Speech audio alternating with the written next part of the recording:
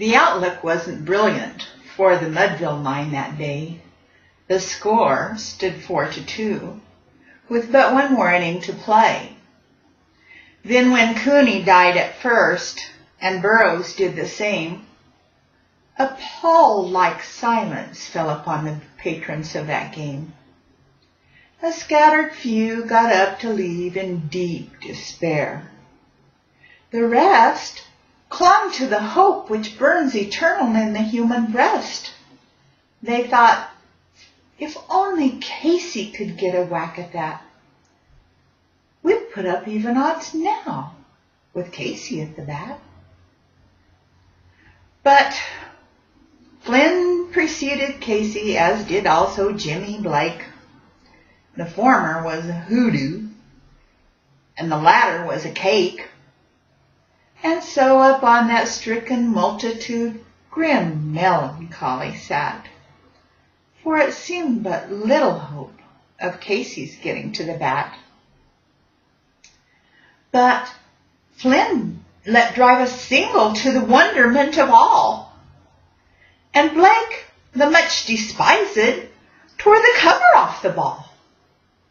And when the dust had lifted, and the men could see what had occurred, there was Jimmy safe at second, and Flynn a hugging third. From the stands crowded with people, there arose a lusty yell. It rumbled in the valleys, it rattled in the dell, it bounced off the mountains and recoiled upon the flats. For Casey, mighty Casey, was advancing to the bat. There was ease in Casey's manner as he stepped into his place. There was pride in Casey's bearing, a smile on Casey's face. And when, responding to the cheers, he lightly doffed his hat, no stranger in that crowd could doubt 'twas Casey at the bat. 10,000 eyes or more were on him as he rubbed his hands with dirt. 5,000 tongues applauded as he wiped them on his shirt.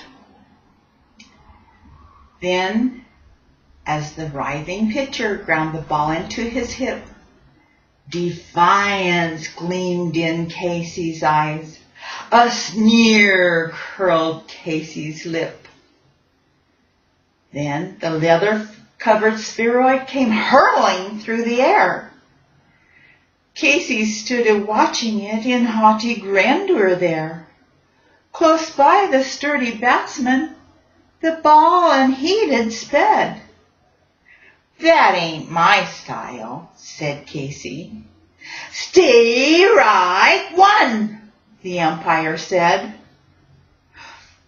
From the stands, blackened with people, there went up a muffled roar, like the beatings of the waves on a stern and distant shore.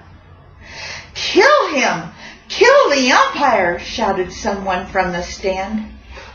And it's likely they would have killed him had not Casey raised his hand. With a smile of Christian charity, mighty Casey's visage shone. He calmed the rising tumult. He bid the game go on. He signaled to the pitcher, and again the spheroid flew. Again Casey ignored it, and the umpire said, "Stay right two." "Fraud!" cried the maddened crowd. An echo answered, "Fraud!" But one stern look from Casey, and the audience was awed. They saw his face grow stern and cold. They saw his muscles strain. They knew that Casey wouldn't let that ball go by again. The sneer is gone from Casey's lip. His teeth are clenched in hate. He pounds with cruel violence his bat upon the plate.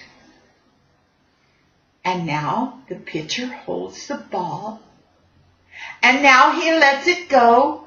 And now the air is shattered by the force of Casey's blow. Oh, somewhere in this favored land, the sun is shining bright. The band is playing somewhere, and somewhere hearts are light. And somewhere men are laughing, and somewhere children shout. But there's no joy in Mudville. Mighty Casey has struck